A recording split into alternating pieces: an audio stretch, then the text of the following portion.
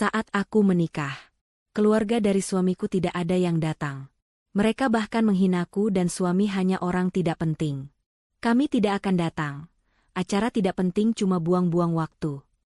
Tapi saat kami berhasil membuka bisnis properti, dengan penghasilan 150 juta per bulan, dan menjadi berita utama di media properti, ibu dan ayah mertuaku mengirim pesan. Makan malam keluarga jam 8. Ada pembahasan penting. Lalu aku dan suamiku muncul dengan, sebelum ceritanya dimulai, silahkan tulis di kolom komentar dari daerah mana saja teman-teman yang menonton cerita ini. Jangan lupa like dan subscribe agar channel ini bisa semakin berkembang dan bisa mempersembahkan cerita yang lebih menarik lagi. Pesta pernikahan itu berlalu seperti angin dingin yang menusuk tulang, singkat dan menyisakan kebekuan. Tidak ada kemeriahan yang berarti, hanya sekumpulan tamu dari pihak Diara yang datang memberikan selamat dengan senyum canggung, sementara deretan kursi VIP untuk keluarga mempelai pria tetap kosong melompong hingga acara usai. Momen yang seharusnya paling sakral itu justru ditandai dengan sebuah pesan singkat yang masuk ke ponsel Farel tepat saat mereka turun dari pelaminan. Ibu Miranda mengirim pesan tanpa basa-basi, "Kami tidak akan datang. Acara tidak penting, cuma buang-buang waktu. Jangan ganggu liburan kami sedang di bandara menuju Eropa. Nikmati hidup barumu." Farel hanya bisa menatap layar ponselnya dengan tangan gemetar. Wajahnya pucat pasi menahan malu dan marah, sementara Diara menggenggam erat tangannya, memberikan kekuatan dalam diam tanpa perlu banyak bicara. Malam harinya, realita kehidupan yang sesungguhnya langsung menyambut mereka tanpa ampun. Tidak ada kamar hotel mewah untuk malam pertama, karena semua fasilitas dan kartu kredit Farel sudah ditarik oleh ayahnya, Pak Adiguna, tepat sehari sebelum akad nikah. Mereka kini berdiri di dalam sebuah rumah kontrakan petak di gang sempit yang lembab. Farel meletakkan satu-satunya koper pakaian yang berhasil ia bawa dari rumah orang tuanya. Ia memandang sekeliling ruangan berukuran 3 x 4 meter itu dengan tatapan nanar. Cat tembok berwarna hijau kusam itu sudah mengelupas di sana-sini, memperlihatkan semen kasar di baliknya. Di sudut ruangan, sebuah kasur busa tipis tergelar di lantai tanpa dipan, menjadi satu-satunya perabot yang mereka miliki malam itu. Suara tetesan air dari keran kamar mandi yang bocor terdengar berirama, mengisi keheningan yang mencekam di antara mereka.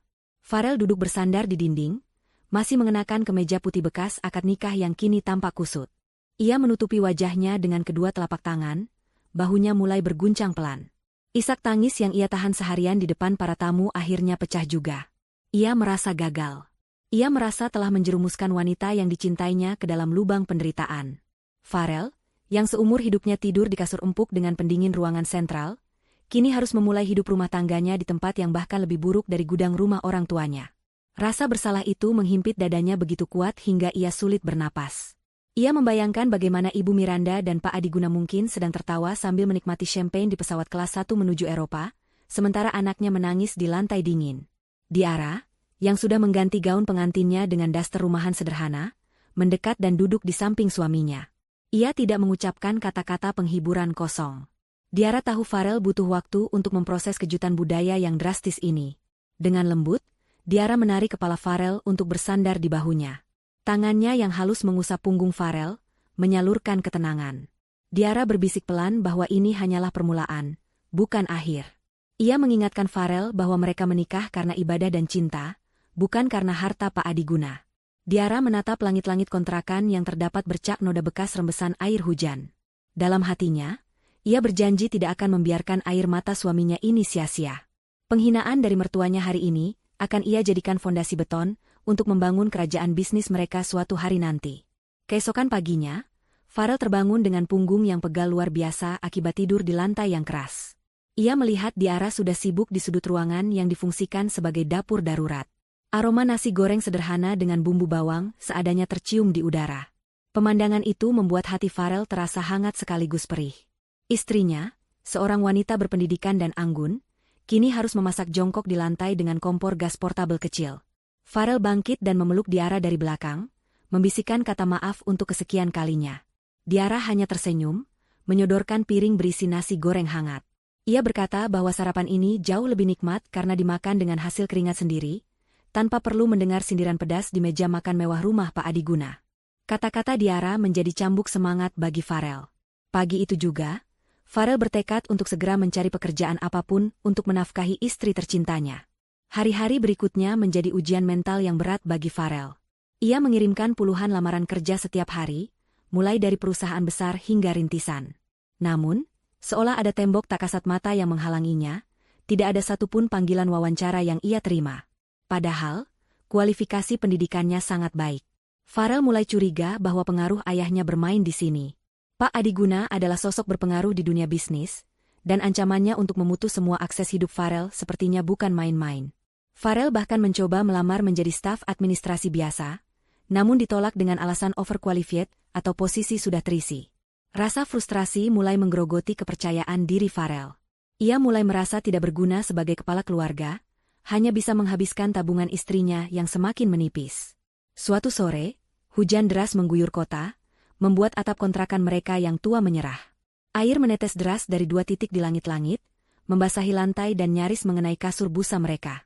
Farel dan Diara sibuk menadahi air dengan ember dan panci, lalu mengepel lantai yang becek. Di tengah kesibukan itu, Farel terpeleset dan jatuh terduduk. Ia tidak langsung bangun, melainkan dia mematung menatap ember yang perlahan penuh oleh air keruh. Diara menghentikan kegiatannya mengepel, menatap suaminya dengan cemas. Farel mendongak, matanya merah menahan amarah dan keputusasaan. Ia berteriak frustrasi, memaki keadaan, memaki keluarganya yang tega, dan memaki ketidakberdayanya sendiri. Diara membiarkan Farel meluapkan emosinya. Setelah Farel tenang, Diara mendekat, memegang kedua pipi suaminya yang basah, dan berkata dengan tatapan tajam yang penuh keyakinan, "Kita tidak akan selamanya menadahi air bocor ini, Mas. Suatu hari nanti, kita yang akan membangun atap paling kokoh untuk orang lain." 1 bulan berlalu tanpa perubahan nasib yang berarti, hingga suatu siang yang terik, ketenangan semu di lingkungan kontrakan kumuh itu pecah oleh deru mesin mobil sport yang meraung. Tetangga sekitar yang sedang menjemur pakaian atau mengobrol di teras langsung menoleh kaget. Sebuah sedan merah menyala dengan bodi mengkilap berhenti tepat di depan pintu kontrakan Farel yang ket kayunya sudah kusam. Kontras warna antara mobil mewah itu dan lingkungan sekitarnya begitu mencolok, seolah ada benda asing dari planet lain yang mendarat di sana. Jantung Farel berdegup kencang saat mengenali plat nomor mobil itu. Itu adalah mobil Dion, kakak kandungnya. Farel segera keluar, disusul Diara yang mengenakan hijab instan sederhana namun tetap rapi. Dion keluar dari mobil dengan gaya yang dibuat-buat. Ia mengenakan kacamata hitam meski matahari tidak terlalu silau, setelan jas kasual bermerek, dan sepatu kulit yang harganya mungkin bisa membayar kontrakan Farel selama 2 tahun. Dion memandang sekeliling dengan ekspresi jijik yang sangat kentara. Ia menutup hidungnya dengan sapu tangan sutra, seolah udara di tempat itu beracun. Saat melihat Farel keluar hanya mengenakan kaos oblong lusuh dan celana pendek, senyum sinis langsung terukir di bibir Dion. Ia menyapa adiknya dengan nada mengejek yang lantang, bertanya apakah ini istana cinta yang Farel banggakan saat memutuskan melawan orang tua. Suara Dion yang keras sengaja ia tujukan agar tetangga sekitar mendengar, mempermalukan Farel di lingkungannya sendiri. Farel mengepalkan tangannya, berusaha menahan amarah yang meletup di dada. Ia bertanya dingin apa tujuan Dion datang ke tempat yang ia sebut kandang tikus ini. Dion tertawa renyah, lalu pandangannya beralih pada Diara yang berdiri tenang di belakang Farel.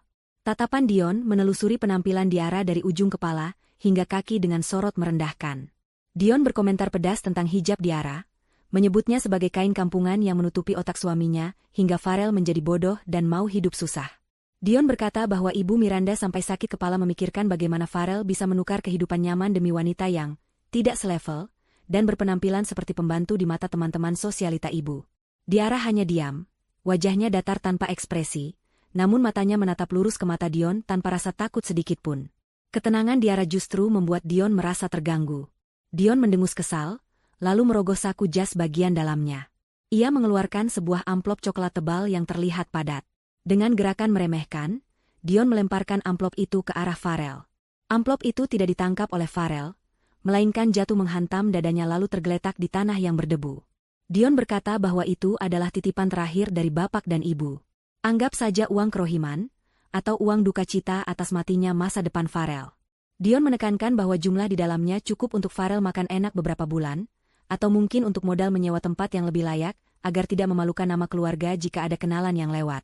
Namun, ada syarat mutlak di balik pemberian itu.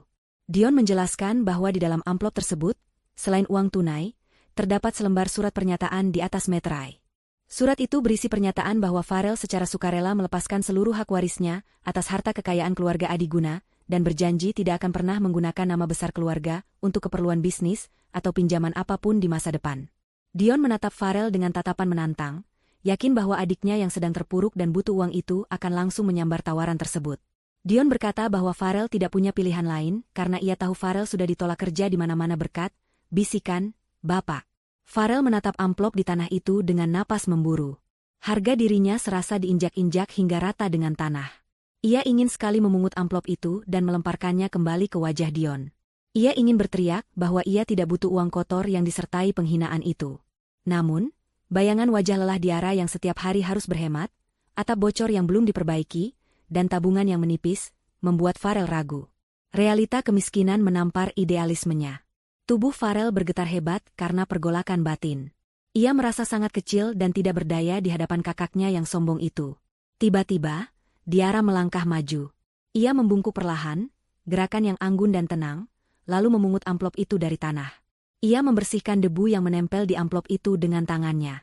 Dion tersenyum menang, mengira Diara adalah wanita matre yang langsung tergiur dengan uang. Dion hendak melontarkan ejekan lagi, tapi kata-katanya tertahan saat melihat tatapan tajam Diara. Diara membuka amplop itu, mengeluarkan tumpukan uang pecahan 100.000 dan dokumen pernyataannya. Diara menoleh ke arah Farel dan meminta pena.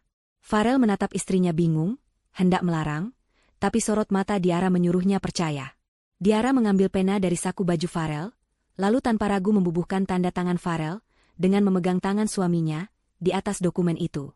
Setelah itu, Diara sendiri yang menandatangani bagian saksi. Diara menyerahkan kembali dokumen itu kepada Dion, tapi ia menahan uangnya di tangan kirinya. Dion mengernyit heran. Diara berkata dengan suara yang tenang namun penuh wibawa, suaranya cukup keras hingga didengar oleh Dion dan Farel.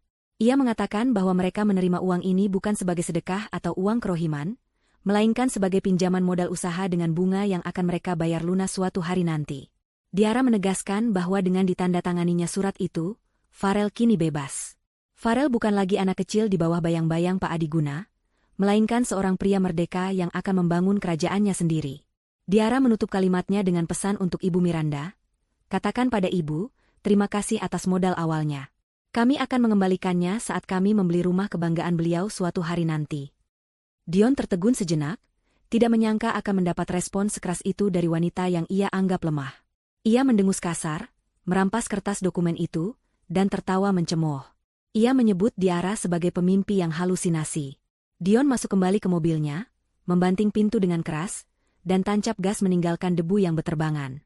Farel masih berdiri mematung, menatap mobil kakaknya yang menjauh.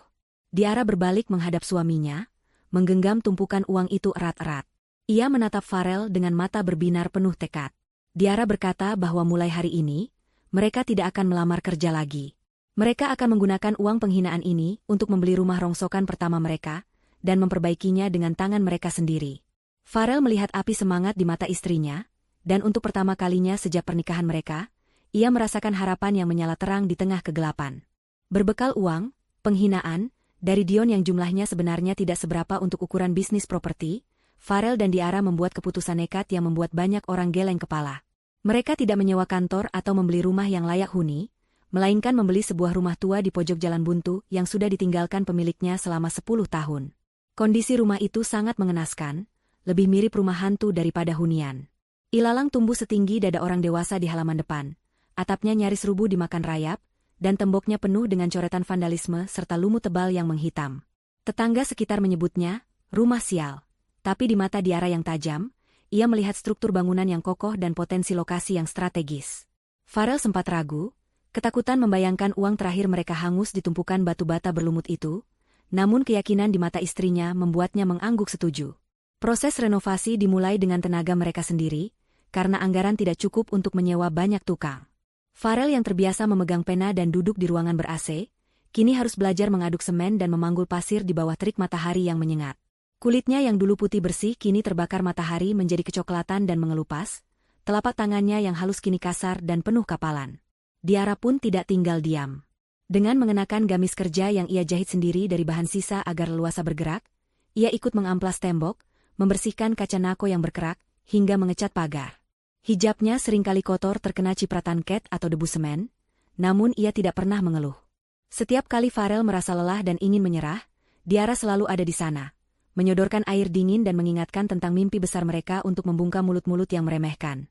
Suatu siang yang panasnya bukan main, saat Farel sedang berada di atas tangga bambu untuk memperbaiki genteng bagian depan dan Diara sedang mengadu ket di halaman, sebuah mobil sedan hitam mewah melintas pelan. Mobil itu berhenti tepat di depan pagar rumah rongsokan mereka. Kaca jendela belakang mobil turun perlahan secara otomatis.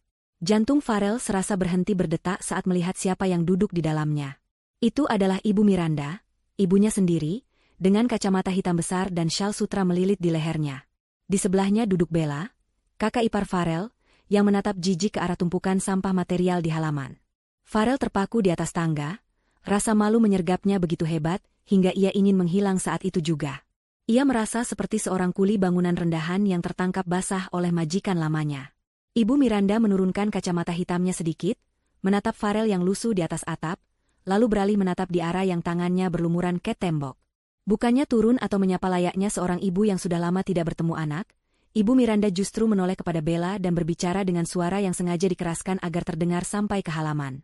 Ibu Miranda berkata dengan nada penuh cemooh, bahwa inilah akibatnya jika seorang anak durhaka melawan orang tua, dari calon pewaris perusahaan besar menjadi kuli bangunan yang kotor. Ia menyebut Farel telah membuang masa depannya demi wanita yang hanya bisa mengajaknya hidup susah di gubuk derita. Bella tertawa renyah, menambahkan komentar pedas bahwa Diara terlihat cocok sekali menjadi tukang ket, seolah memang itulah takdir kelas sosialnya sejak awal. Diara, yang mendengar setiap kata itu dengan jelas, tidak menunduk. Ia meletakkan kaleng catnya dengan tenang, berdiri tegak, dan menatap langsung ke arah Ibu Miranda. Tidak ada rasa takut atau minder di wajahnya. Tatapan Diara begitu tajam dan menusuk, memancarkan aura wibawa yang anehnya membuat Ibu Miranda merasa tidak nyaman. Ibu Miranda mendengus kesal melihat keberanian menantunya itu. Ia kemudian meludah ke tanah, tepat di depan pagar rumah mereka, sebagai simbol kejijikan puncaknya. Tanpa berkata apa-apa lagi, Ibu Miranda menaikkan kaca jendela mobilnya, dan kendaraan mewah itu pun melaju pergi meninggalkan debu jalanan yang menerpa wajah Diara. Farel turun dari tangga dengan lutut lemas, matanya berkaca-kaca menahan sakit hati yang luar biasa. Ia merasa harga dirinya baru saja diludahi oleh ibu kandungnya sendiri. Namun, kejadian itu justru menjadi titik balik emosional bagi mereka. Diara menghampiri Farel, membersihkan debu di wajah suaminya, dan berkata bahwa ludah itu adalah pupuk terbaik bagi kesuksesan mereka. Mulai hari itu, mereka bekerja seperti orang kesurupan. Farel bekerja siang malam tanpa mengenal lelah, menyalurkan kemarahannya pada setiap paku yang ia palu dan setiap keramik yang ia pasang. Diara mencurahkan seluruh cita rasa seninya untuk mengubah rumah rongsokan itu. Ia memilih warna cat yang elegan, mendesain taman minimalis yang asri, dan mengubah tata ruang menjadi modern. 3 bulan kemudian, rumah, hantu, itu telah berubah total menjadi hunian bergaya Skandinavia yang cantik, hangat, dan sangat instagramable. Saat papan, dijual, dipasang, ketakutan kembali melanda. Apakah ada yang mau membeli rumah bekas di Jalan Buntu ini? Namun, keajaiban kerja keras itu nyata. Hanya dalam waktu 1 minggu, seorang pasangan muda datang melihat rumah itu dan langsung jatuh cinta pada pandangan pertama. Mereka terpesona dengan detail renovasi yang rapi dan desain yang unik, berbeda dari rumah-rumah proyek pada umumnya. Tanpa banyak menawar, pasangan itu setuju membeli rumah tersebut dengan harga tunai yang jauh di atas ekspektasi Farel.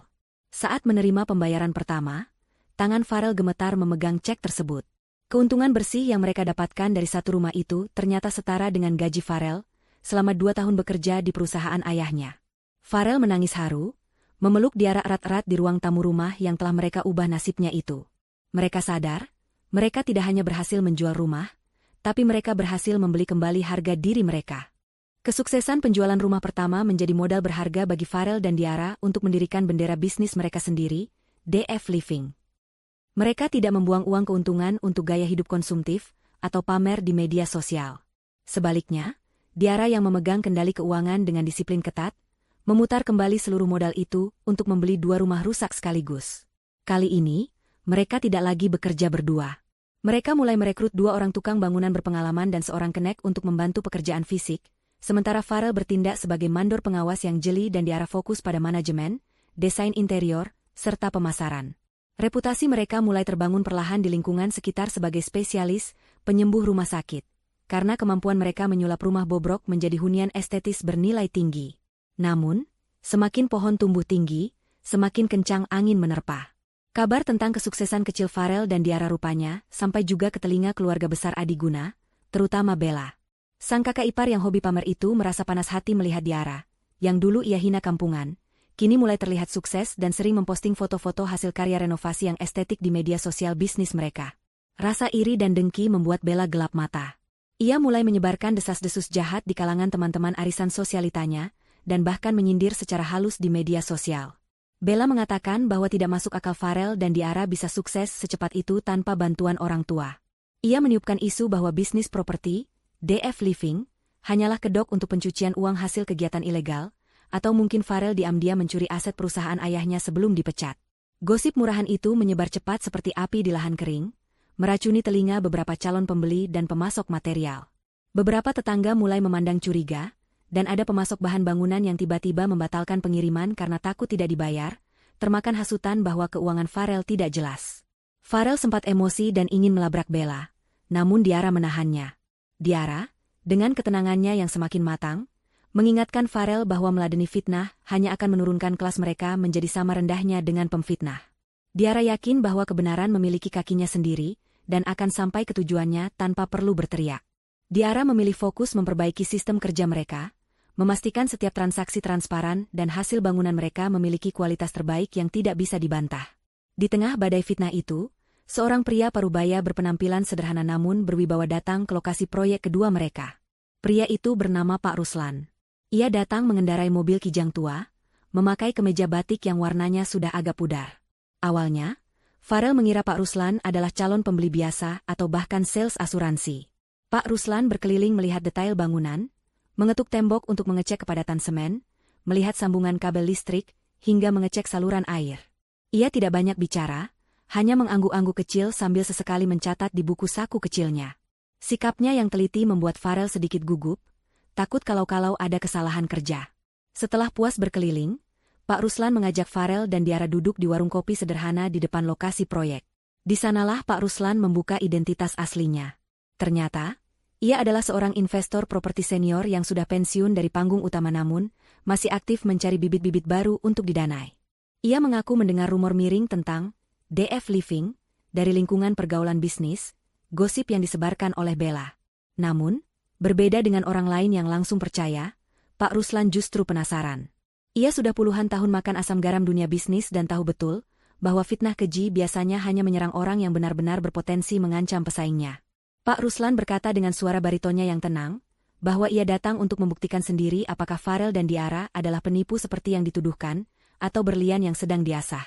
Dan setelah melihat etos kerja mereka, kerapian administrasi yang ditunjukkan Diara, serta kualitas bangunan yang diawasi Farel, Pak Ruslan menemukan jawabannya. Ia melihat kejujuran dalam setiap adukan semen, dan setiap rupiah yang dicatat Diara. Pak Ruslan menawarkan kerjasama investasi. Ia tidak menawarkan uang cuma-cuma, melainkan suntikan modal besar untuk membeli lahan seluas 2 hektar yang selama ini terbengkalai, dengan sistem bagi hasil yang adil. Ia ingin Farel dan Diara membangun sebuah townhouse berkonsep eco-living, proyek yang jauh lebih besar dari sekadar renovasi rumah rongsokan. Farel dan Diara ternganga, tidak percaya dengan apa yang mereka dengar. Di saat keluarga sendiri berusaha menghancurkan nama baik mereka dengan fitnah keji, orang asing justru datang memberikan kepercayaan penuh sebesar miliaran rupiah. Pak Ruslan tersenyum melihat keraguan di wajah mereka, lalu berkata kalimat yang akan selalu diingat Diara. Saya tidak berinvestasi pada tanah atau bata, nak. Saya berinvestasi pada karakter. Orang yang bisa bangkit setelah diludahi ibunya sendiri dan tetap bekerja jujur di tengah fitnah, adalah orang yang tidak akan pernah membawa lari uang saya.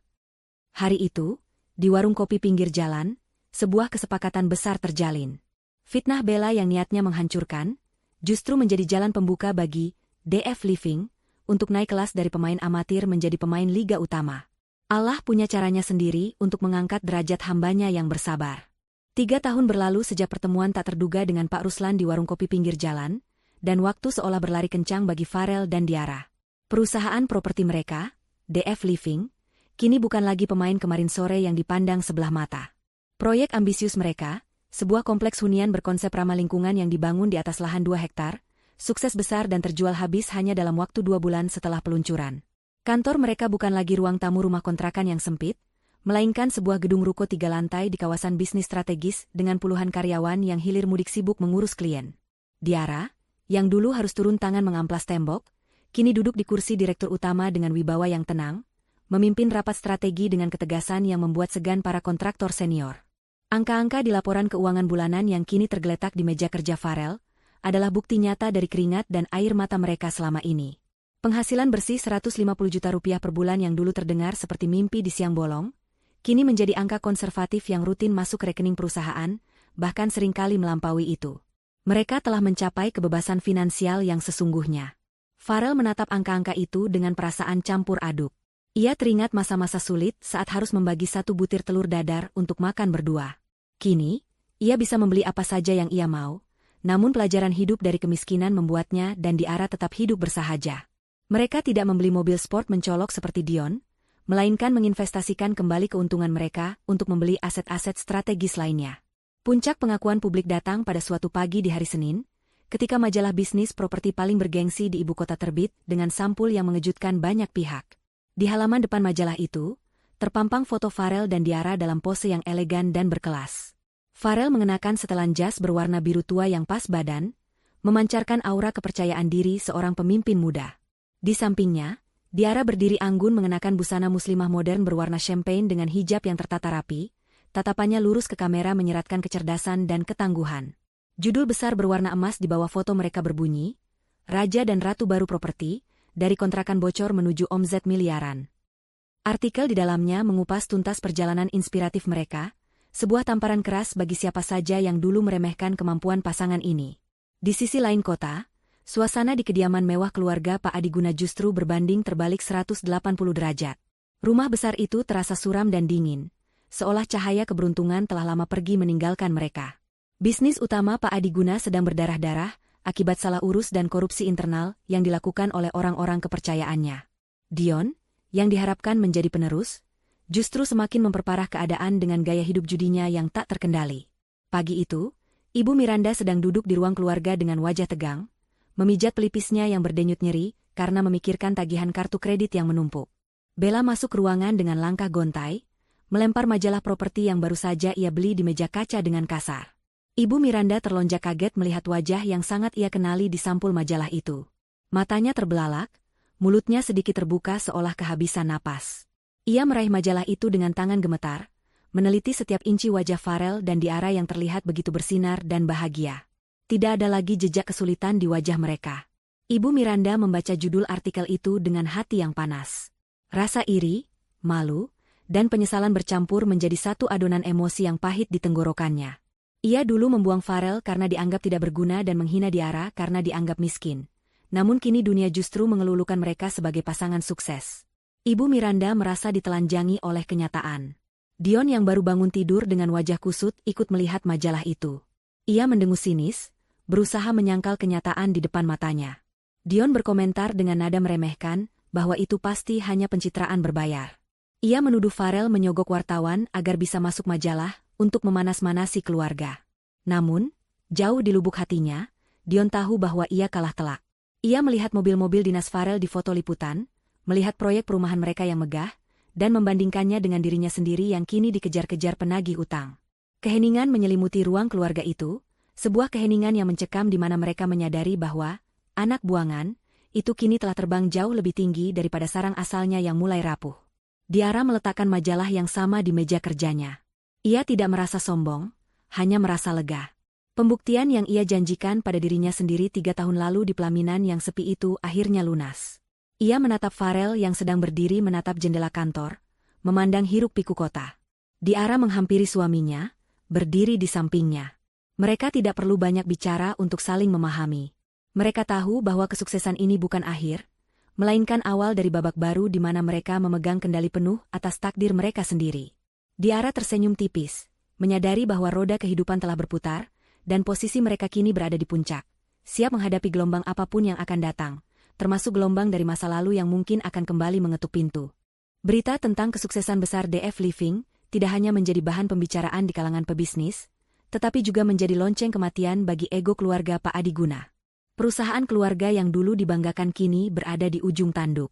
Bank telah memberikan surat peringatan terakhir untuk penyitaan aset karena gagal bayar cicilan pinjaman yang digunakan Dion untuk spekulasi bisnis bodong.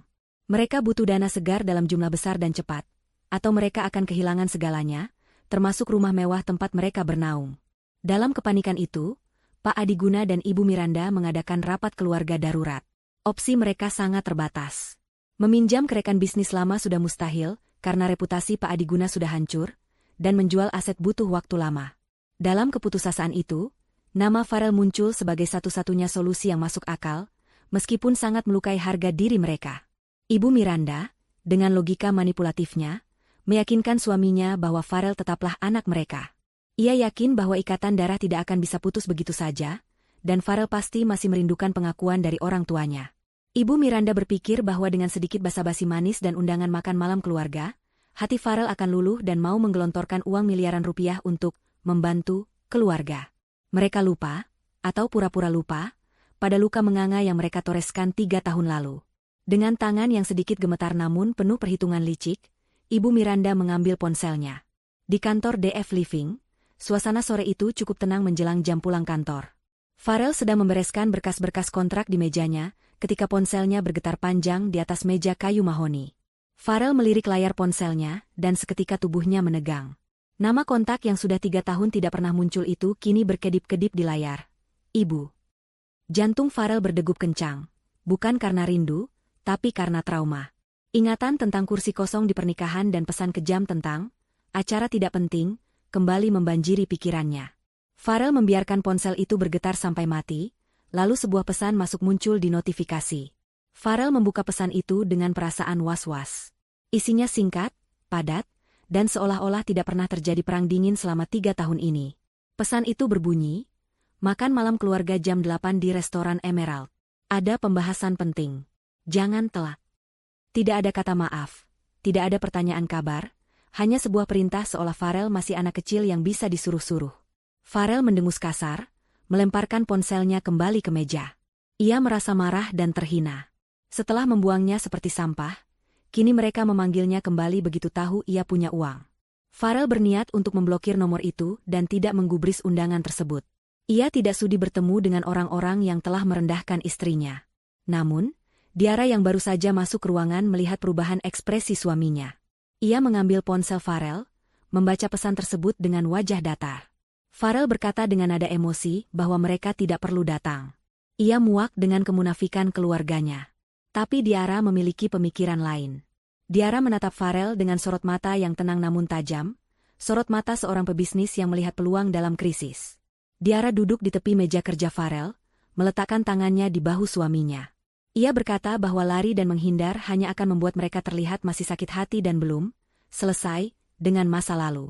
Diara menginginkan penutupan yang sempurna. Diara menjelaskan rencananya kepada Farel. Ia berkata bahwa mereka harus datang, tapi bukan sebagai anak yang rindu kasih sayang orang tua, dan bukan sebagai korban yang memohon pengakuan. Mereka akan datang sebagai investor, sebagai penguasa keadaan. Diara mengingatkan Farel bahwa ada beberapa aset properti keluarga Adiguna yang sangat strategis namun sedang dalam sengketa bank. Undangan ini adalah pintu masuk bagi mereka untuk mengambil alih semuanya secara legal dan elegan. Diara ingin menunjukkan kepada Ibu Miranda dan Pak Adiguna siapa sebenarnya yang tidak penting sekarang. Farel mendengarkan penjelasan istrinya, dan perlahan kemarahannya berubah menjadi keyakinan yang dingin. Ia melihat senyum misterius di bibir Diara, senyum yang menandakan bahwa istrinya sudah menyiapkan skenario, skakmat, yang cantik. Farel mengangguk setuju. Ia mengambil kembali ponselnya, lalu mengetik balasan singkat yang formal, bukan sebagai anak kepada ibu, tapi layaknya rekan bisnis, kami akan hadir tepat waktu. Farel kemudian menekan tombol kirim. Di seberang sana, Ibu Miranda tersenyum puas saat membaca balasan itu, mengira umpannya berhasil dan Farel masihlah anak bodoh yang penurut. Ia tidak tahu bahwa Farel dan Diara sedang mempersiapkan kedatangan mereka bukan dengan tangan kosong, melainkan dengan amunisi dokumen yang akan meruntuhkan kesombongan keluarga Adiguna hingga ke akar-akarnya. Malam itu, Diara mulai sibuk mempersiapkan penampilan mereka. Ia memilihkan pakaian terbaik untuk Farel, sebuah setelan jas bespoke dari desainer ternama yang harganya puluhan juta rupiah, namun terlihat simpel dan tidak norak. Untuk dirinya sendiri, Diara memilih gamis sutra berwarna midnight blue dengan potongan tegas yang memancarkan aura kekuasaan, dipadukan dengan hijab satin senada dan bros berlian kecil yang elegan. Diara berkata pada Farel sambil merapikan dasi suaminya di depan cermin, bahwa malam ini mereka akan mengajarkan keluarga itu satu pelajaran penting tentang etika, bahwa uang bisa dicari, Tapi harga diri yang sudah dilukai tidak bisa dibeli kembali dengan makan malam basa-basi. Mereka siap melangkah ke medan perang yang menyamar sebagai meja makan. Jam dinding menunjukkan pukul 7 malam, 1 jam sebelum waktu pertemuan yang ditentukan. Di dalam walk-in closet rumah mewah mereka yang baru, Diara berdiri mematung di depan cermin besar. Ruangan itu dipenuhi deretan pakaian bermerek yang tertata rapi berdasarkan warna, aroma kayu cendana dan lavender menguar lembut dari pengharum ruangan otomatis. Diara tidak sedang memilih baju untuk pesta, melainkan memilih baju zirah untuk perang mental yang akan ia hadapi. Ia mengesampingkan gaun-gaun berwarna cerah dengan motif ramai. Tangannya terulur mengambil sebuah setelan blazer dan rok panjang berbahan sutra tebal berwarna biru gelap, warna yang memancarkan otoritas dan ketenangan yang dingin. Hijab yang dipilihnya bukan model rumit yang penuh jarum pentul, melainkan gaya clean look sederhana berbahan premium yang membingkai wajahnya dengan tegas. Farel masuk ke ruangan itu dengan handuk masih melingkar di lehernya. Ia menatap punggung istrinya dari pantulan cermin. Ada aura berbeda yang dipancarkan Diara malam ini. Bukan lagi Diara si gadis lugu yang menangis di kontrakan bocor, melainkan Diara sang direktur utama yang biasa memecat kontraktor tidak jujur tanpa kedipan mata. Farel mendekat, melingkarkan tangannya di pinggang istrinya. Ia berbisik bertanya apakah Diara yakin dengan rencana ini. Farel mengaku hatinya masih berdebar kencang, bukan karena takut, tapi karena sisa-sisa trauma masa kecil saat berhadapan dengan ayahnya yang dominan. Diara berbalik, merapikan kerah kemeja Farel dengan lembut. Ia menatap mata suaminya lekat-lekat, menyalurkan kekuatan lewat sorot matanya yang teduh namun membara. Diara berkata bahwa malam ini Farel tidak datang sebagai anak Pak Adiguna, melainkan sebagai pemilik DF Living yang setara, bahkan lebih tinggi posisinya. Mereka bersiap dalam keheningan yang hikmat. Farel mengenakan setelan jas abu-abu tua charcoal yang dijahit khusus oleh penjahit terbaik di kota, pas membalut tubuhnya yang kini lebih tegap karena rajin berolahraga. Jam tangan yang melingkar di pergelangan tangannya bukan lagi jam karet murah, melainkan arloji Swiss edisi terbatas yang harganya setara dengan 1 unit mobil keluarga. Penampilan mereka malam itu adalah definisi dari quiet luxury, kemewahan yang tidak berteriak lewat logo besar, tapi berbisik lewat kualitas bahan dan potongan yang sempurna.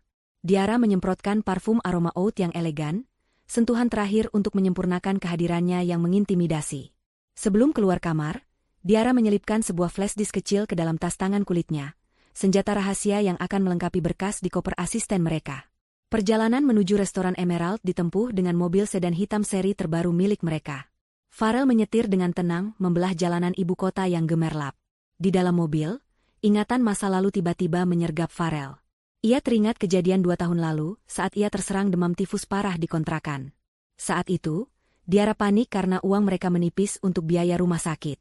Diara memberanikan diri menelepon Ibu Miranda untuk meminjam uang pengobatan, namun telepon itu ditolak mentah-mentah. Ibu Miranda bahkan mengirim pesan agar Farel berobat ke puskesmas saja, sesuai kelas sosialnya sekarang. Kenangan itu membuat rahang Farel mengeras. Ia mencengkeram setir kemudi lebih kuat. Rasa kasihan yang sempat muncul tadi sore seketika lenyap, digantikan oleh tekad baja untuk memberi pelajaran pada keluarganya tentang roda kehidupan yang berputar. Mobil mereka memasuki lobi restoran Emerald, tempat makan paling eksklusif di kota yang biasa menjadi langganan para pejabat dan konglomerat. Petugas valet yang berjaga langsung sigap membukakan pintu saat melihat jenis kendaraan yang datang. Farel turun lebih dulu, mengancingkan jasnya, lalu berjalan memutari mobil untuk membukakan pintu bagi Diara. Saat kaki Diara yang mengenakan sepatu hak tinggi menapak aspal lobi, beberapa tamu lain yang sedang antre masuk ikut menoleh, terpesona oleh aura karisma pasangan muda ini. Mereka berjalan beriringan masuk ke dalam restoran, langkah mereka tegap dan sinkron. Tidak ada lagi Farel yang menunduk malu. Tidak ada lagi Diara yang merasa minder. Mereka berjalan seolah-olah mereka adalah pemilik tempat itu. Resepsionis restoran menyambut mereka dengan senyum lebar dan sapaan ramah yang sangat sopan. Farel menyebutkan nama reservasi atas nama Bapak Adiguna. Resepsionis itu mengangguk hormat, lalu memandu mereka menuju ruang VIP private dining di lantai 2. Sepanjang perjalanan menaiki tangga melingkar yang mewah, Diara menggenggam tangan Farel erat. Sentuhan itu adalah kode rahasia di antara mereka, tanda untuk saling menguatkan. Di depan pintu ruang VIP yang terbuat dari kayu jati ukir tebal, mereka berhenti sejenak. Farel menarik napas panjang, mengisi paru-parunya dengan keberanian. Ia menatap Diara, dan Diara mengangguk mantap. Farel mendorong pintu berat itu hingga terbuka lebar. Cahaya lampu kristal dari dalam ruangan menyembur keluar, menyoroti wajah-wajah tegang keluarga Adiguna yang sudah duduk menunggu di dalam. Pertunjukan utama malam ini pun dimulai. Suasana di dalam ruang VIP itu terasa ganjil, seperti udara sebelum badai menerjang. Di tengah ruangan, sebuah meja bundar besar beralaskan taplak putih bersih, telah ditata dengan peralatan makan perak yang berkilauan. Pak Adiguna duduk di kursi utama menghadap pintu, wajahnya yang mulai keriput berusaha menampilkan wibawa patriarki, meski matanya menyeratkan kelelahan.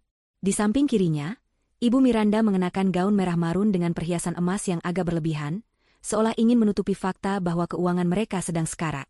Dion dan Bella duduk di sisi lain, sibuk berbisik-bisik sambil sesekali melirik jam tangan, terlihat gelisah. Saat pintu terbuka dan sosok Farel serta Diara muncul, keheningan menyergap ruangan itu seketika. Semua mata tertuju pada pasangan yang baru datang itu. Ibu Miranda, yang dulu meludah di depan rumah rongsokan mereka, kini bangkit berdiri dengan senyum lebar yang dipaksakan hingga matanya menyipit. Ia merentangkan kedua tangannya, berjalan mendekati Farel seolah menyambut pahlawan perang yang pulang. Ia memeluk Farel singkat, aroma parfumnya yang menyengat menusuk hidung Farel. Ibu Miranda berkata dengan suara dibuat-buat manja, mengatakan betapa ia sangat merindukan putra bungsunya yang tampan ini. Ia bahkan beralih memeluk Diara, melakukan cipika-cipiki di udara tanpa menyentuh pipi, sambil memuji kulit Diara yang terlihat glowing dan pilihan bajunya yang sangat berkelas. Kata-kata manis itu meluncur deras dari mulutnya, seolah 3 tahun penghinaan dan pemblokiran komunikasi tidak pernah terjadi. Farel dan Diara menanggapi sambutan hangat palsu itu dengan senyum tipis yang sopan namun berjarak. Mereka tidak membalas pelukan itu dengan antusias. Farel menarik kursi untuk Diara, mempersilakan istrinya duduk, lalu ia duduk di sampingnya, berhadapan langsung dengan Pak Adiguna. Pelayan mulai menyajikan hidangan pembuka. Sepanjang sesi makan, Ibu Miranda terus mendominasi percakapan dengan basa-basi yang memuakan. Ia memuji kesuksesan DF Living yang beritanya ada di mana-mana, menyebut bahwa bakat bisnis Farel pasti turunan dari Pak Adiguna. Bella sesekali menimpali dengan pertanyaan menyelidik tentang berapa harga tas yang dipakai Diara, atau di mana mereka berlibur terakhir kali, mencoba mengukur seberapa tebal dompet adik iparnya sekarang. Diara menjawab setiap pertanyaan dengan singkat, padat, dan cerdas, membuat Bella mati kutu karena tidak bisa menemukan celah untuk mencela. Dion, yang sedari tadi dia menahan gengsi, akhirnya tidak tahan juga. Ia meletakkan garpunya dengan kasar, hingga berdenting nyaring di piring. Dengan nada sinis, Dion berkata bahwa Farel pasti sekarang sudah lupa daratan sampai tidak pernah main ke rumah orang tua. Ia menyindir bahwa Farel menjadi sombong mentang-mentang sudah masuk majalah. Suasana mendadak tegang. Namun, sebelum Farel sempat membalas, Pak Adiguna mengangkat tangannya, memberi isyarat agar Dion diam. Pak Adiguna berdeham, membersihkan tenggorokannya, lalu mengubah posisi duduknya menjadi lebih condong ke depan. Wajah ramahnya perlahan luntur, digantikan oleh ekspresi serius seorang pengusaha yang sedang terdesak. Momen basa-basi sudah selesai, kini saatnya masuk ke menu utama yang sebenarnya. Pak Adiguna mulai berbicara dengan nada rendah, mencoba menyentuh sisi emosional Farel. Ia bercerita bahwa bisnis keluarga sedang mengalami sedikit guncangan karena kondisi ekonomi global yang tidak menentu. Ia tidak menyebutkan tentang hutang judi Dion atau salah urus manajemen, melainkan menyalahkan faktor eksternal. Pak Adiguna mengatakan bahwa sebagai keluarga, mereka harus saling menopang. Ia menyebutkan sebuah angka yang fantastis, 5 miliar rupiah. Uang itu diminta sebagai suntikan investasi dari Farel untuk menyelamatkan perusahaan ayah yang sedang butuh arus kas cepat. Pak Adiguna membingkainya sebagai kewajiban moral seorang anak yang sudah sukses untuk membalas budi orang tua yang telah membesarkannya, melupakan fakta bahwa ia pernah mencoret Farel dari daftar keluarga. Ibu Miranda ikut menambahkan dengan suara yang dibuat sendu, matanya berkaca-kaca pura-pura sedih. Ia berkata bahwa jika Farel membantu, mereka akan melupakan semua perselisihan di masa lalu dan menerima Diara sepenuhnya sebagai menantu kesayangan. Itu adalah tawaran damai yang bersyarat uang. Bella dan Dion menatap Farel dengan tatapan penuh harap sekaligus menuntut, seolah uang Farel adalah hak mereka juga. Mereka yakin Farel akan luluh. Farel menatap wajah-wajah di depannya satu persatu. Wajah ayah yang arogan, wajah ibu yang manipulatif, wajah kakak yang iri hati. Ia tidak menemukan cinta di sana, hanya ketamakan.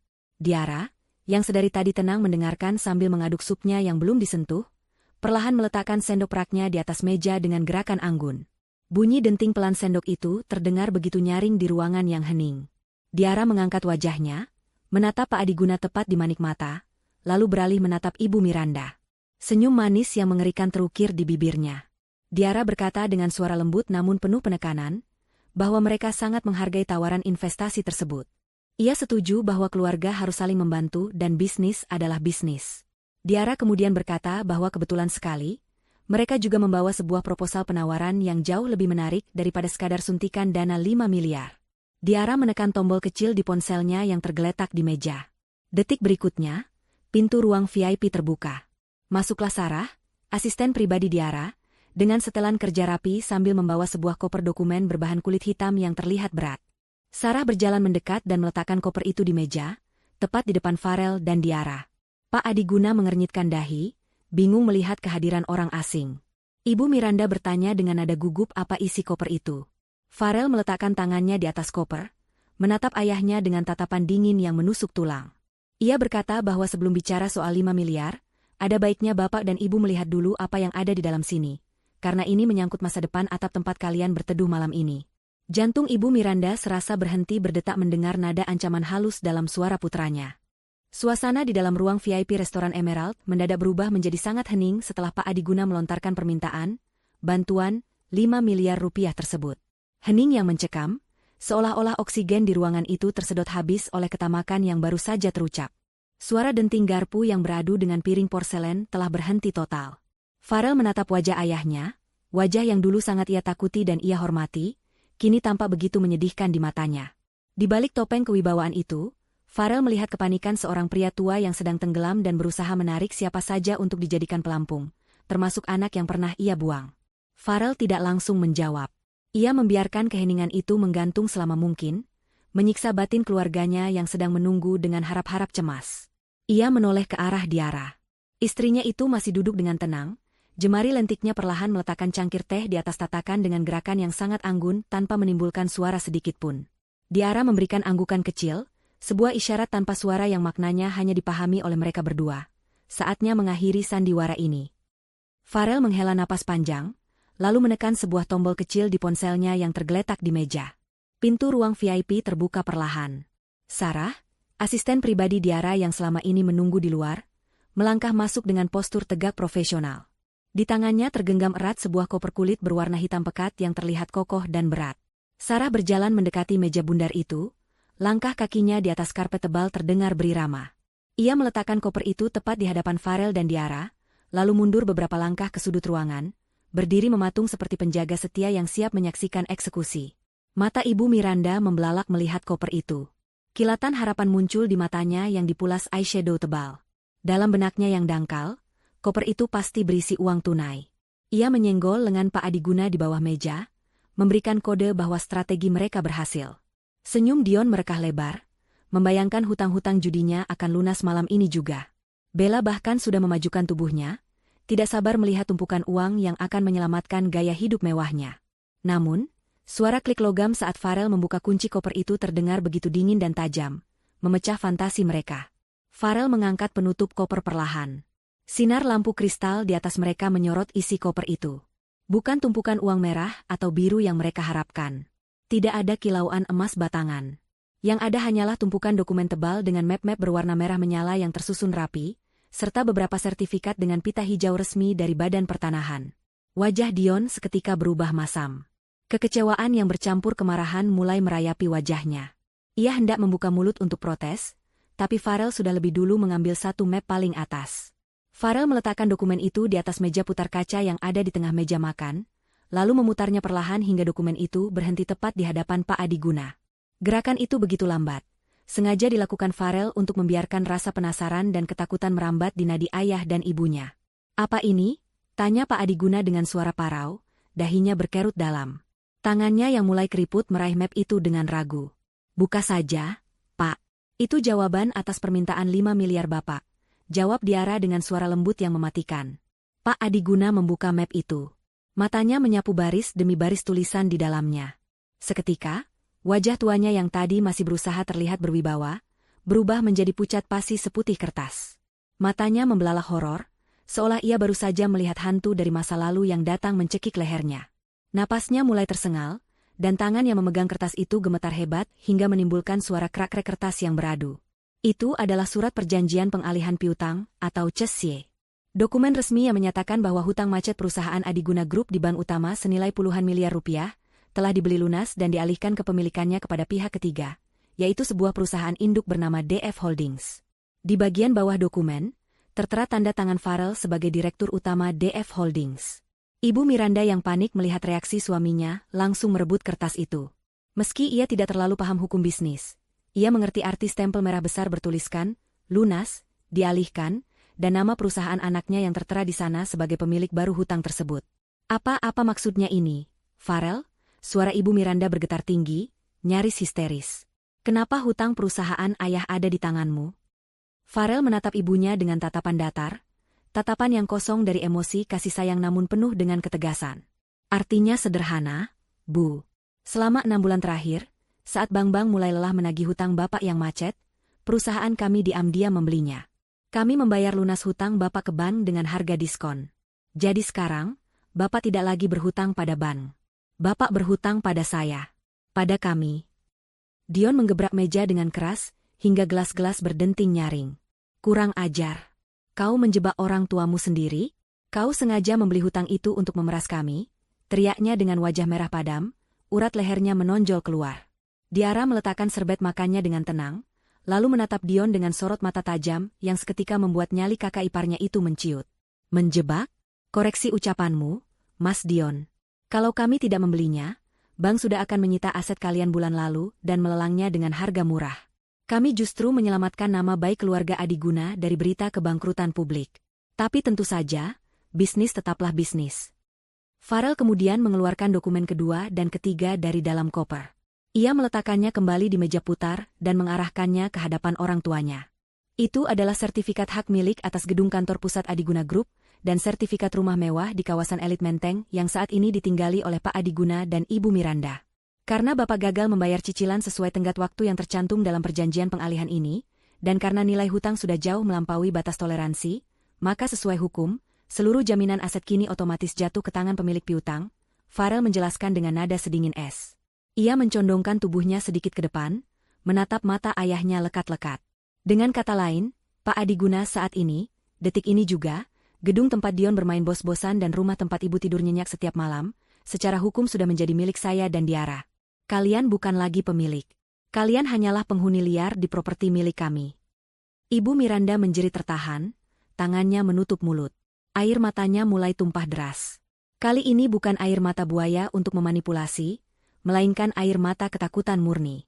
Ia membayangkan dirinya diusir, hidup menggelandang, kehilangan status sosialitanya, dan menjadi bahan tertawaan teman-temannya. Ia langsung berdiri, berlari kecil memutari meja, dan bersimpuh di kaki Farel. Farel, nak jangan lakukan ini. Ibu yang melahirkanmu. Ibu yang menyusuimu. Masa kau tega mengusir orang tuamu sendiri? Kami sudah tua, Farel. Di mana hati nuranimu? Ratap Ibu Miranda sambil mencengkeram celana bahan Farel. Farel menatap wanita yang bersimpuh di kakinya itu. Dulu, ia akan melakukan apa saja demi mendapatkan sedikit saja kasih sayang dari wanita ini. Dulu, ia rela memohon restu. Tapi ingatan tentang pesan singkat 3 tahun lalu kembali terputar di kepalanya. Acara tidak penting, cuma buang-buang waktu. Farel memegang bahu ibunya, bukan untuk memeluk, tapi untuk menjauhkannya perlahan namun tegas. Bu, berdirilah. Jangan mempermalukan diri sendiri di tempat umum. Dulu ibu bilang pernikahan saya tidak penting dan buang-buang waktu. Saya hanya mengikuti ajaran ibu. Mengurus keluarga yang tidak menghargai saya juga buang-buang waktu. Ini murni bisnis.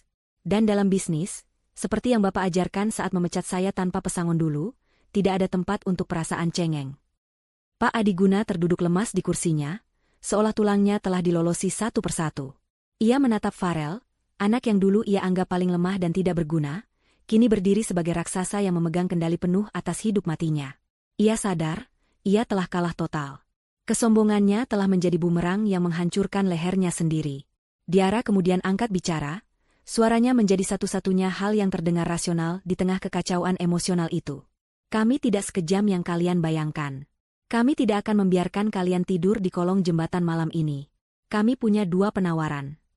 Diara mengangkat 2 jari tangannya. Opsi 1. Kalian boleh tetap tinggal di rumah itu dan Dion boleh tetap bekerja di kantor. Tapi, status kalian berubah. Bapak dan Ibu harus membayar sewa bulanan kepada kami sesuai harga pasar properti di kawasan itu. Dan Dion, kau akan turun jabatan menjadi staf pemasaran junior dengan gaji UMR, di bawah pengawasan manajer yang saya tunjuk. Tidak ada lagi fasilitas mobil mewah, tidak ada kartu kredit perusahaan. Dion meludah ke lantai, merasa terhina. Aku jadi bawahanmu? Jangan mimpi. Kalau begitu, silakan ambil opsi 2, potong Farel cepat. Kosongkan rumah dan kantor dalam waktu 2x24 jam. Silakan keluar dengan membawa pakaian pribadi saja. Semua perabot, lukisan, dan kendaraan adalah aset sitaan yang tidak boleh dibawa. Kalian bisa memulai hidup baru dari nol, persis seperti yang kalian lakukan pada saya dan Diara 3 tahun lalu. Farel berdiri, merapikan jasnya yang sedikit kusut karena cengkeraman ibunya tadi. Ia menatap keluarganya satu persatu. Ayah yang hancur, ibu yang menangis, kakak yang murka, dan ipar yang ketakutan. Tidak ada rasa dendam yang meledak-ledak, hanya rasa lega yang luar biasa karena beban masa lalu telah terangkat. Kami tidak butuh jawaban sekarang. Silakan berdiskusi sampai restoran tutup, kata Farel sambil mengulurkan tangannya kepada Diara. Istrinya menyambut uluran tangan itu dan berdiri dengan anggun. Sebelum melangkah keluar pintu, Farel berhenti sejenak dan menoleh ke belakang. Ia menatap pelayan yang berdiri bingung di pojok ruangan. Mas, panggil Farel. Tolong berikan tagihan makan malam meja ini ke saya. Saya yang bayar. Farel kemudian menatap ayahnya untuk terakhir kali malam itu. Makan malamnya saya yang traktir. Anggap saja sedekah terakhir untuk masa tua kalian. Selamat malam. Farel dan Diara melangkah keluar dari ruang VIP itu, meninggalkan keluarga Adiguna yang masih terpaku dalam kehancuran mereka. Langkah mereka ringan, seolah mereka baru saja melepaskan rantai besi yang membelenggu kaki mereka selama bertahun-tahun. Malam itu, di restoran Emerald, tuan rumah yang sebenarnya telah menunjukkan siapa dirinya. 6 bulan telah berlalu sejak malam penentuan di restoran Emerald, namun rasanya seperti 1 abad bagi keluarga Adiguna. Roda nasib tidak hanya berputar, ia melindas siapa saja yang terlalu sombong untuk menyingkir dari jalannya. Di sebuah kawasan pinggiran kota yang padat penduduk, jauh dari hiruk-pikuk kemewahan Jakarta Pusat, Pak Adiguna dan Ibu Miranda kini menjalani sisa hari tua mereka dalam realita yang pahit. Mereka akhirnya memilih opsi kedua, pergi dari rumah mewah itu. Ego Pak Adiguna yang setinggi langit tidak mengizinkannya untuk hidup sebagai penyewa di rumah yang dulunya miliknya sendiri. Apalagi harus membayar upeti bulanan kepada anak yang pernah ia buang. Dengan sisa-sisa uang simpanan yang sangat sedikit, mereka menyewa sebuah rumah peta kecil di gang sempit. Ironi kehidupan begitu kental terasa. Rumah itu sangat mirip dengan kontrakan bocor tempat Farel dan Diara memulai hidup mereka dulu.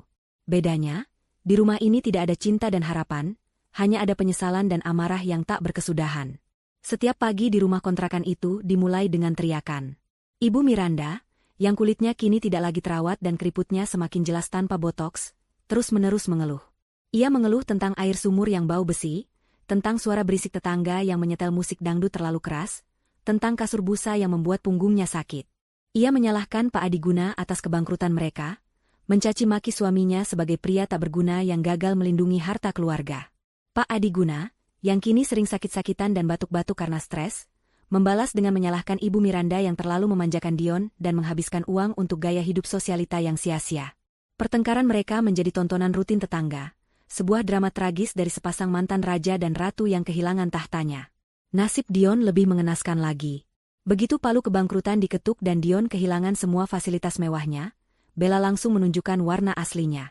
Istri yang dulu terlihat setia menemani Dion berpesta itu, mengajukan gugatan cerai, hanya 2 minggu setelah mereka terusir dari rumah utama. Bella pergi tanpa menoleh ke belakang, membawa serta apa saja yang masih bisa ia jual, meninggalkan Dion sendirian dalam keterpurukan. Hancur secara mental dan finansial, Dion kini menjadi pria pemarah yang hidup luntang-lantung.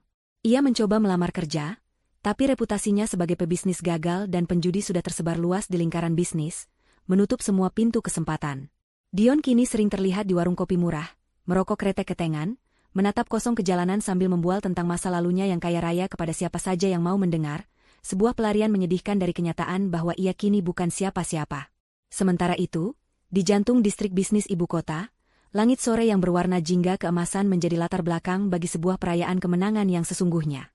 Sebuah gedung pencakar langit baru setinggi 25 lantai berdiri megah, kaca-kacanya memantulkan cahaya matahari sore dengan indah. Di bagian depan gedung, terpasang logo besar berwarna emas, DF Tower. Ratusan tamu undangan memadati area lobi dan ballroom gedung baru itu. Karangan bunga ucapan selamat berjejer sepanjang jalan masuk, dikirim oleh menteri, direktur bank, hingga selebriti papan atas. Di atas panggung utama, Farel dan Diara berdiri berdampingan, menjadi pusat perhatian semua orang. Farel terlihat gagah dan berwibawa dengan setelan jas hitam, wajahnya memancarkan kedewasaan seorang pemimpin yang telah ditempa oleh badai. Di sampingnya, Diara tampil memukau dengan busana muslimah berwarna emerald green rancangan desainer internasional. Hijabnya tertata sederhana namun memancarkan aura keanggunan yang sulit ditandingi. Pak Ruslan, investor pertama yang percaya pada mereka saat semua orang mencemooh, duduk di barisan paling depan. Wajah tuanya berseri-seri, matanya berkaca-kaca karena bangga, seolah ia sedang melihat keberhasilan anak kandungnya sendiri. Farel memegang mikrofon, suaranya bergema mantap di seluruh ruangan yang hening menyimak. Dalam pidatonya, ia tidak sedikit pun menyinggung tentang dendam atau kepahitan masa lalu. Ia tidak menggunakan panggung itu untuk mempermalukan keluarganya yang telah jatuh. Sebaliknya, Farel berbicara tentang kekuatan mimpi, tentang pentingnya memiliki pasangan yang mau diajak menderita bersama, dan tentang keyakinan bahwa kerja keras yang jujur tidak akan pernah mengkhianati hasil. Gedung ini, kata Farel sambil menatap Diara dengan penuh cinta, bukanlah simbol kekayaan semata. Ini adalah monumen dari setiap tetes keringat istri saya yang dulu ikut mengamplas tembok rumah rongsokan. Ini adalah bukti dari setiap doa yang kami panjatkan di bawah atap kontrakan yang bocor. Saya berdiri di sini hari ini bukan karena saya hebat, tapi karena saya memiliki wanita hebat yang tidak pernah meninggalkan saya saat saya tidak punya apa-apa. Tepuk tangan gemuruh meledak di ruangan itu. Diara tersenyum, matanya berkaca-kaca. Ia menggenggam tangan Farel erat. Mereka telah membuktikan bahwa balas dendam terbaik bukanlah dengan menghancurkan musuh secara fisik, melainkan dengan menjadi begitu sukses, begitu bahagia, dan begitu utuh, hingga keberadaan orang-orang yang menyakiti mereka menjadi tidak relevan lagi. Setelah acara peresmian usai dan tamu-tamu mulai pulang, Farel dan Diara naik ke lantai paling atas gedung mereka, ke sebuah balkon pribadi yang menghadap langsung ke hamparan lampu kota Jakarta yang mulai menyala satu persatu. Angin malam menerpa wajah mereka dengan lembut, membawa rasa dingin yang menyejukkan setelah hari yang panjang. Farel memeluk pinggang istrinya dari samping, menyandarkan kepalanya di bahu Diara. Mereka menikmati momen keheningan itu, meresapi betapa jauh perjalanan yang telah mereka tempuh. Dari pasangan yang dihina dan dibuang, kini mereka berdiri di puncak dunia mereka sendiri. Tiba-tiba, ponsel Farel di saku jasnya bergetar. Farel mengambilnya dan melihat layar. Sebuah pesan masuk dari nomor yang tidak dikenal. Ia membukanya.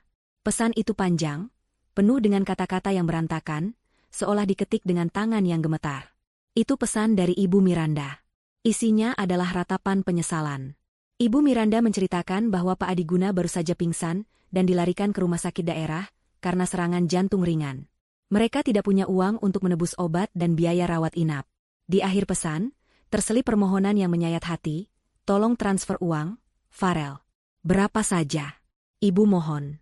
Bapakmu bisa mati kalau tidak ditolong. Maafkan kami, Nak, tolonglah. Farel membaca pesan itu dengan wajah datar, lalu menunjukkannya pada Diara. Apa yang harus kita lakukan? Tanya Farel pelan. Ada sedikit keraguan di matanya, sisi kemanusiaannya terusik, namun trauma masa lalunya juga membentengi dirinya.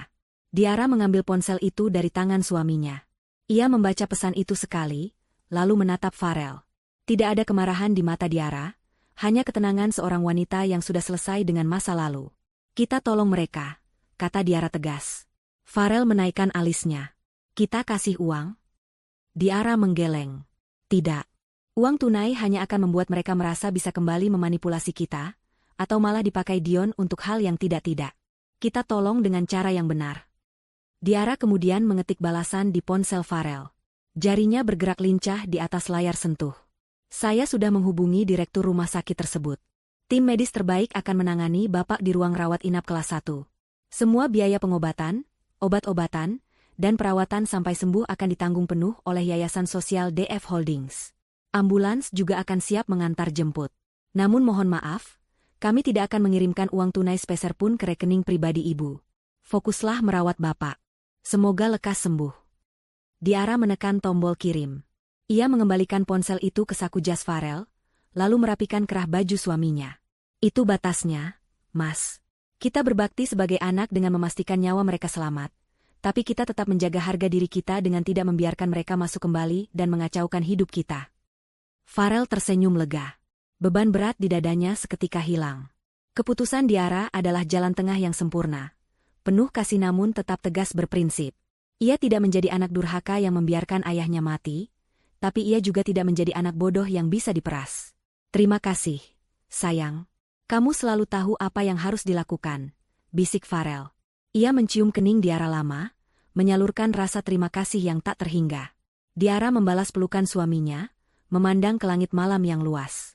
Bintang-bintang bersinar terang di atas sana, seolah ikut merayakan kemenangan mereka.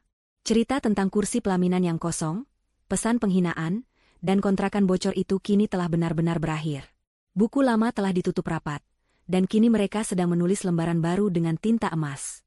Lembaran tentang cinta, ketangguhan, dan kebahagiaan yang hakiki. Mereka bebas. Benar-benar bebas.